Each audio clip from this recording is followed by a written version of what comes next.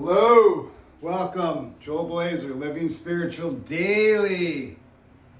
You know, maybe this will be my welcome video. I want to preface this by saying, I have no fucking clue what the fuck I'm doing.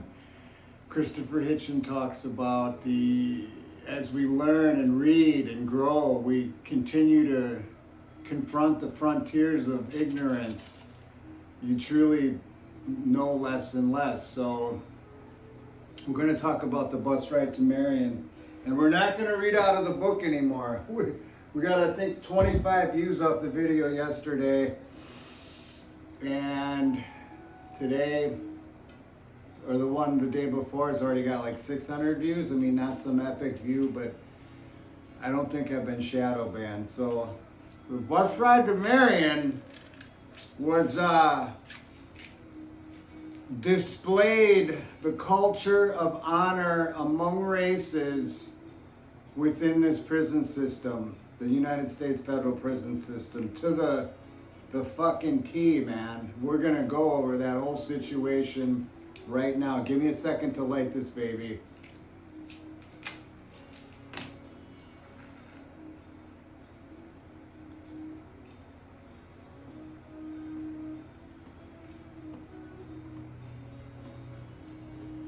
Got a little music going. So, the riots happened. Of course, that's the whole reason for the book. The Tommy Silverstein, Marion lockdown. Marion opened in 1963 after Alcatraz closed in 62 with the most secure wicked of the wickedest. But after Tommy Silverstein killed the guard Clayton Fontaine on the other side, simultaneously killed another guard, the whole entire prison became a lockdown prison. And that started it in 83. So the riots happened in Talladega.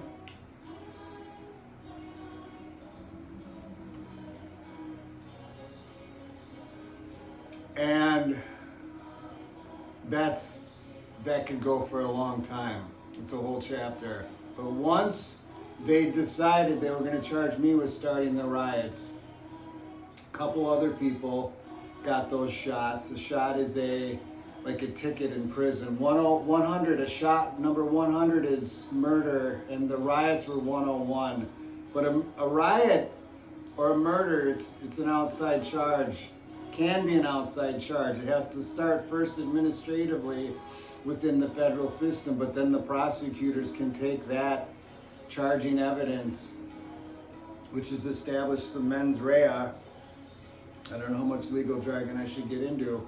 And then you get tried in an outside court. Subsequently, 7 or 8 people, maybe 8 or 9, of the 23 that got shipped to Marion did go back into court and get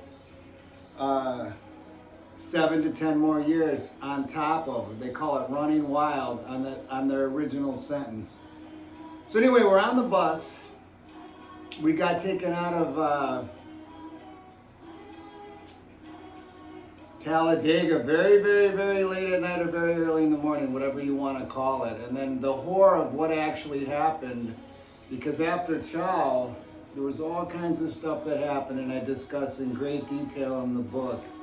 Because when I got to Marion, there was another guy there that told me what happened to Dean, my workout partner, because he decided to go out onto the prison yard instead of go back to the chow hall. And we just stayed in the chow hall and ravaged the chow, or not the chow hall, the living unit after the chow hall. But then when we were leaving to get on the bus, one whole entire building was burnt down to the ground. One was halfway down. But then before we left, we were on lockdown for about 7 days inside the unit. You could hear the bulldozers and the fucking machines, that was like, it affected me. It caused great consternation, and I was shocked. I went into shock. I mean, to see that fucking whole entire living units were burned to the ground. And once the riot really kicked off and we were in the unit, I mean, the smoldering smoke, it was everywhere. So, but to see it So anyway, we're on the bus and they don't tell us where we're going. And this is in great detail in the book too. And everybody's trying to guess. And they're, you know, after you leave the prison, that you got to check out and the paperwork and all the bullshit. We get loaded up on the bus and we start going. And you look at a map from Talladega, Alabama to Marion, Illinois. It's on the southern tip. I don't know. That had to be it was a long fucking ride, whatever the fuck it was. And it lightened up a little because when they came in, man, they shot people with the 12 gauge tear gas guns, and they, you know, when they took that prison over, they were fucking scared, prison guards. And I'm pretty sure they declared posse comitatus because the whole entire prison was surrounded by armored vehicles and there were helicopters. And Talladega was the first one to kick off. And there was 11 or 12 other prisons that simultaneously rioted. Now, it wasn't as violent as New Mexico or the one in New York, Attica, but as far as the breadth and the scope of prisons all across the nation simultaneously rioting, pretty much in all human history on planet Earth, there's never been a prison riot that's like that and probably ever will be because of the distances that it traveled. And the reason, it was all over race. It was over the crack law. It was a crack law riot. Truly, the Tommy Silverstein history of Marion, and then having been sent to Marion, and then the crack law riots, that is the basis of the whole entire fucking book.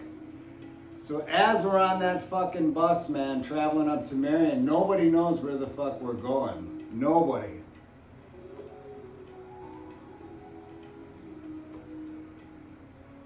And then, and again, it was a little bit of a lighter mood with the guards because they were happy because they knew where the fuck we were going. And people are like, you know, we're going to Lewisburg, we're going here, we're going there, and we see that we're going north. And then the whole fucking horror of where we're going hits me like a ton of bricks. And it's the furthest thing from anybody's mind, but I just remember what that lieutenant said to me. And I said, we're going to Marion. And the whole fucking, there's 23 of us. I mean, 22 or 23 black guys and me. And there's a big mirror, and there's the bars, and the guy's driving the bus. And that mirror, he can see all of us. It's this massive mirror.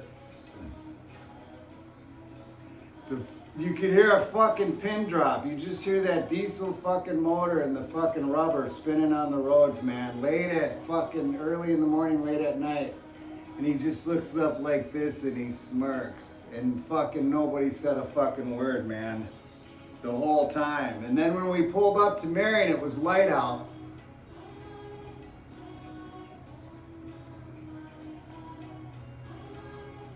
And they had a video camera. Mr. Enos, the fucking case manager, and this goddamn counselor. I don't remember his fucking name. And then the Ninja Turtles were dressed like in riot gear, 10-12 wide, 10-12 deep.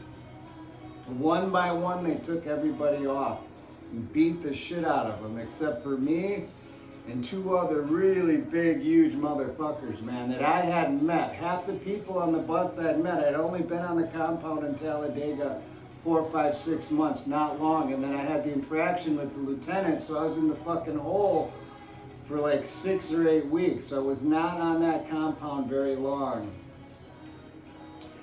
Then they check us all in. Now they pull us off one by one, the last 3, and they act like they're going to beat us up, but they don't. So you go through the checkout, you check in, you know, taking your clothes off, you get sprayed with the fucking lice spray. They just, all this shit, checking in with the case managers. Are you crazy? Are you afraid? This, that, and everything else. And then they put us all in a holding cell. And then in Marion, you can't ever be next to a guard unless you're shackled and handcuffed behind your back. It's a level 6 federal prison, the Marion model. I gotta start the song over. And so we're in the holding cell. And there's like a little cage where they walk you in and they close it, then they undo you, and then you're in the cage. And so there's a cage inside that big, huge holding cell. And then when it's time to go, they open the cage, you go into the cage, it shuts it off from everybody else. They handcuff and shackle you, then they open the door that's next to them, and they take you to the cell. So anyway, they cuff me first. And then they push me back in the cell. They're like, go back. And so now I'm shackled and handcuffed behind my back with 22 or 23 black guys, half of which I know. 3/4 of them beaten brutally, bloodied and bandaged by now. And within maybe 60 seconds, 90 seconds, it just was a fucking chant. Motherfucker, we're not touching them, you motherfuckers. Fuck you, and like, you know, the solidarity of that, man.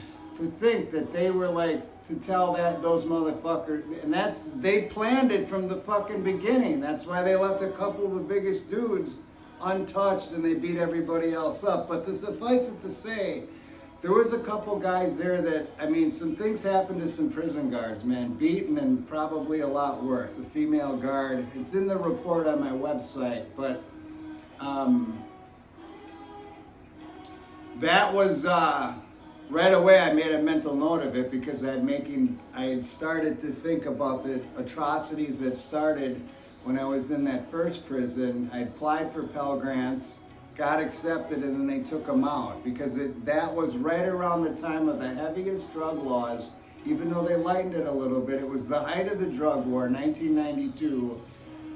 And then they thought that it was club fed, like everybody's getting all this shit. And they went from rehabilitation to just feeding and housing. And so they changed their whole attitude towards it. And the other thing is, the face of the medium secure prisons, 15 years before, say the early 80s, late 70s, early 80s, there was, your average sentence, there was bank robbers, the pedophiles, the white collar crimes, but 7, 10, 12 years. But once, the face of the drug laws, the average sentence in a medium security prison, 30, 40 years.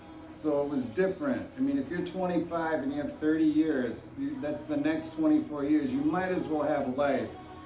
And so in that sense, it was a little more serious at the mediums, because everybody had so much fucking time, and if you fucked with somebody, they were gonna fuck you up, because it didn't fucking matter. You really weren't going home. And so having 151 months, as harsh as that sounds for a first-time nonviolent offender, but I lost my jury trial. I mean, I was a short timer, and you could not complain with 151 months in the 1990s in federal prison. But Marion was a fucking eye-opener. So anyway, then they took me to my cell, and I just remember going to that fucking prison cell and seeing the bars and knowing that I had a single cell, and I felt a sense of gratefulness that at that time I had won one appeal. They took 30 months off.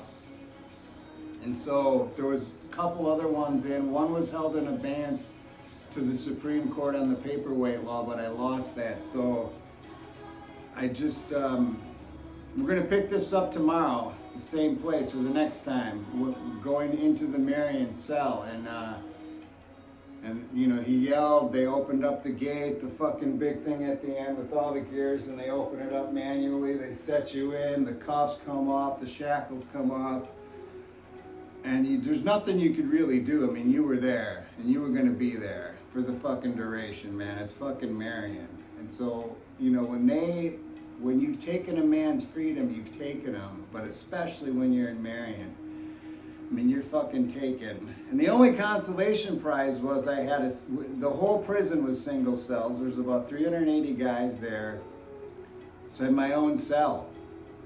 No cellie, man. I could shit in peace in the morning, There's no stage fright in prison.